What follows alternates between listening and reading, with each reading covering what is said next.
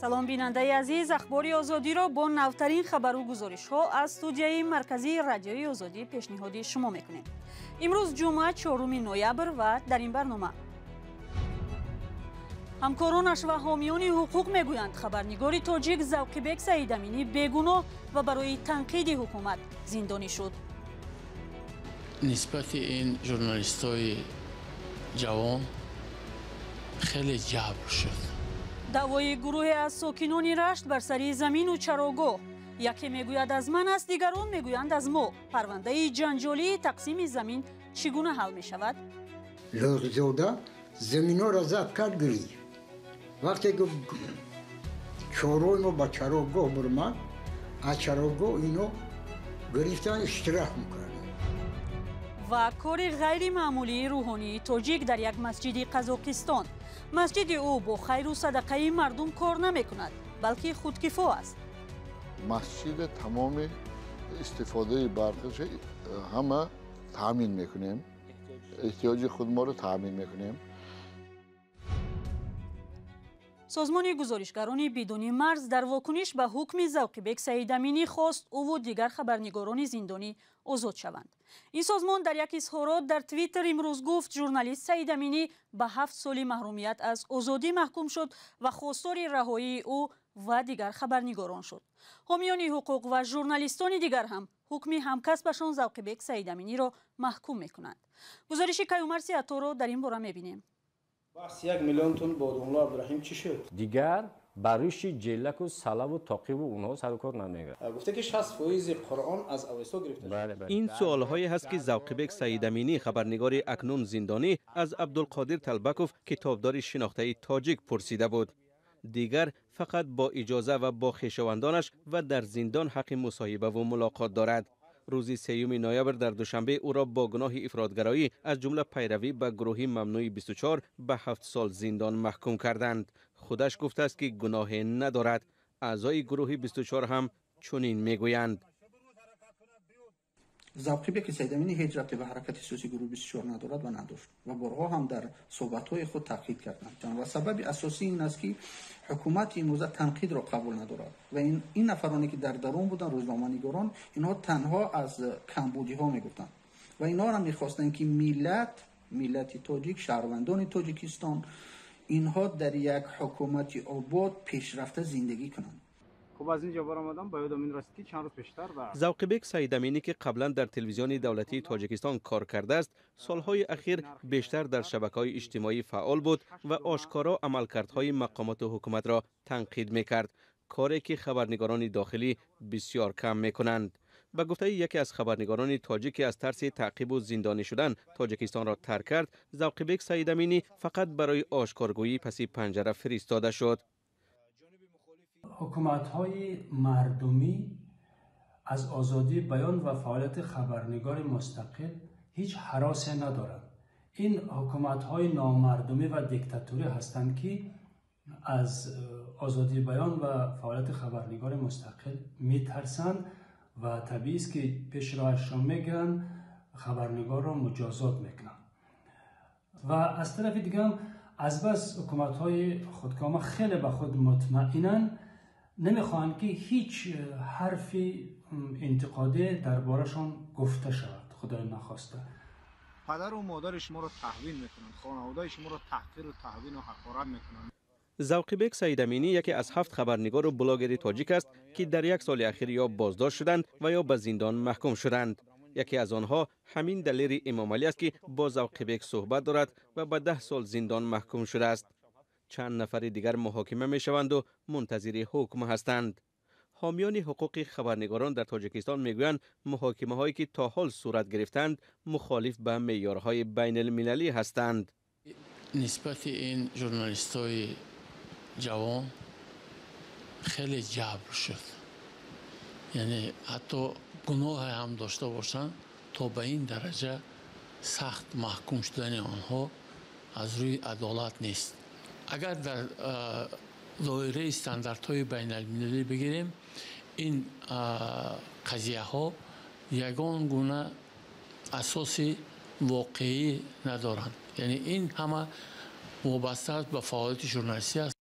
سازمان‌های حامی حقوق از جمله دیدبان حقوق بشر و گزارشگران بدون مرز بارها از حکومت تاجیکستان خواستند که ذوقی‌بک سیدامینی و خبرنگاران دیگری تاجیک را آزاد کنند و بگذارند که رسانه‌ها بی ترس و بیم فعالیت کسبی خود را اجرا کنند.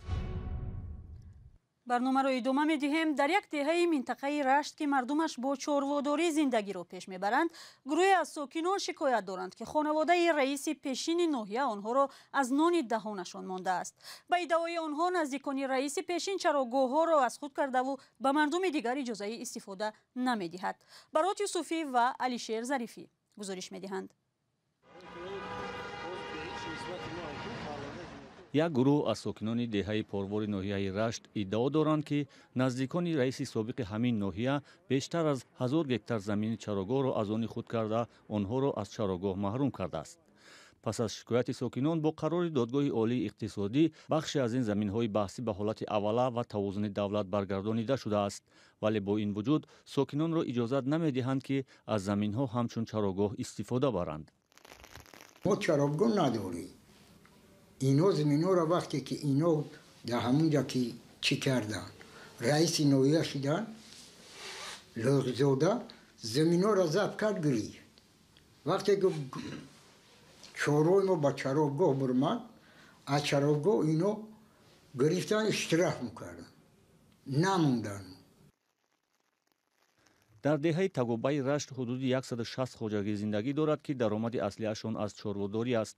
خوجگی دهقانی مربوط به نزدیکان رئیس سابق ناحیه قنوعتچی لایق‌زاده از سال 2015 بیشتر از 800 گکتار زمین داشته قطعه‌های دیگری زمین‌های چراگاه را در حدود زیادتر از 1000 گکتار برای استفاده یک عمری صاحب شده است. این عمل باعث اعتراض بعضی از ساکنان محله شده به حکومت ناحیه مراجعت کردند که مشکل دسترسی به چراگاه را حل کند. موافق قرار رایون 2830 گکتار خلق دادگی هم نگی سریفکت شولی سریفکت ندادیان حتی دیدو که دادگی منه که رئیس نویه بود نه درکی زمین نیست که همینه بیان دیدو کنم بچیان. ایدیبک لایقوف برادر قنوعتچی لایق‌زاده از تفصیلات بحث خودداری کرده تلفنش را خاموش کرد، اما او در یک صحبت قبلی بر رادیوی آزادی گفته بود که از سال 1994 باز خوجگی دهقانی دارند.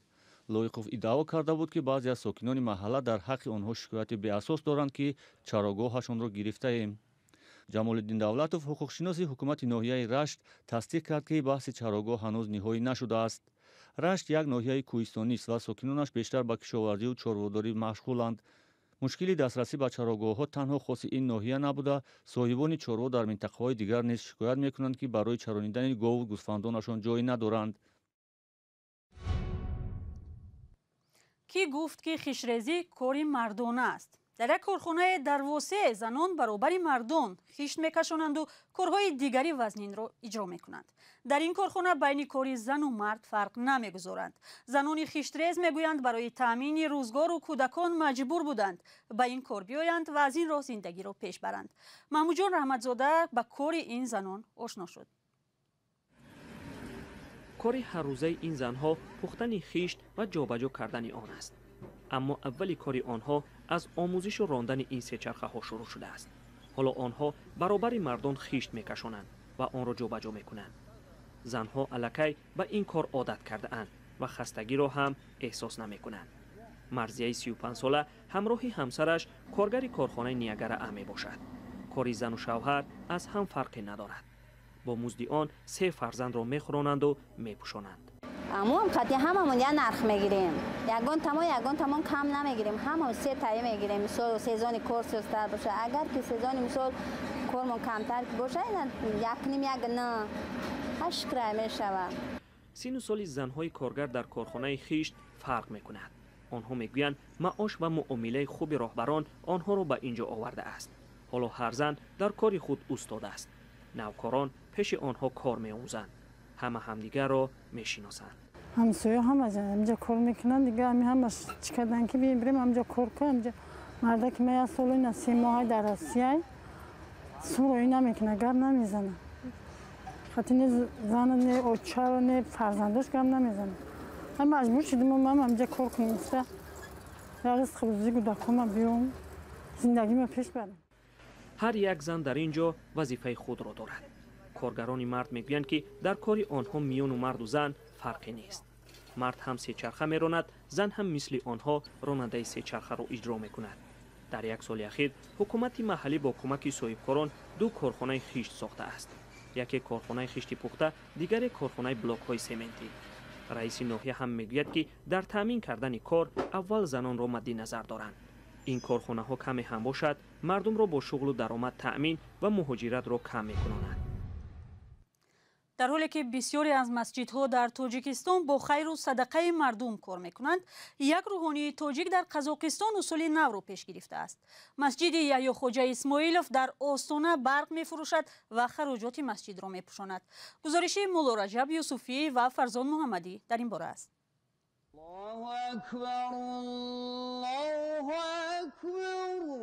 مسجد با شکل غیر معمولی در یکی از خیابان‌های مرکزی شهر آستانه. فرق این مسجد از دیگر عبادتخانه‌ها تنها نمود ظاهری اش نیست. به گفته امام آن، این مسجد از جهت مالی خودکفا است.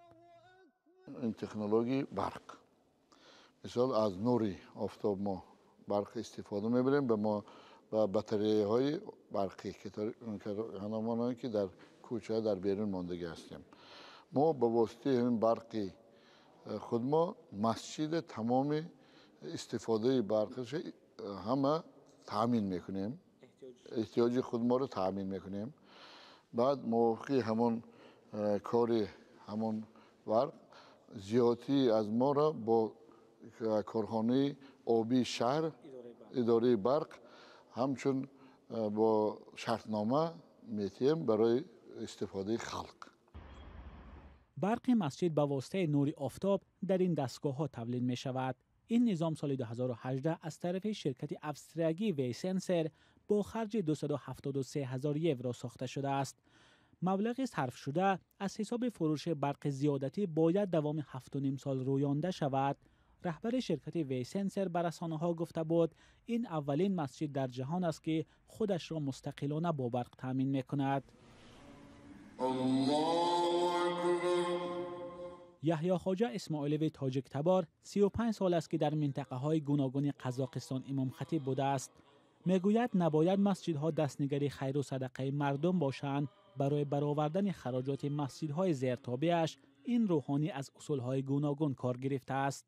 در شهر پتروپول ولایت شمال قزاقستان مسجد نو بنیاد کردیم، خیلی مسجد بزرگ کردن، ولی وقتی جایی که مسلمان ها کم بدن، شمالی قزاقستان روس ها بسیار، یک علاج کرده مسجد همه شرایط هاشون مهیا کردن بود.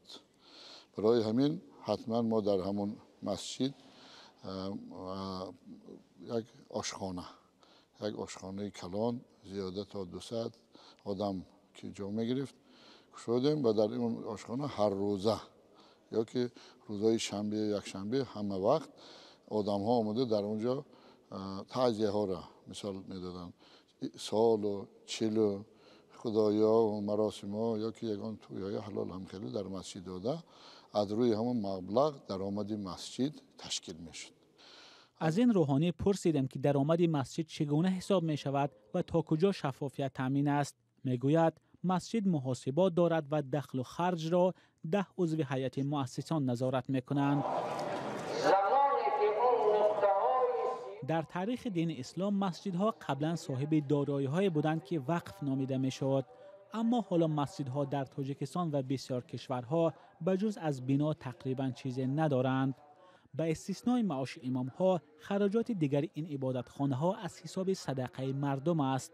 عادتی که برخی روحانیان می‌خواهند از بین برده شود و مسجدها از نگاه مالی محتاج و دستنگری مردم نباشند. مولا رجب یوسفی، فرزان محمدی، رادیوی آزادی. اخبار آزادی را به پایان میبریم. خدا نگهدار شما.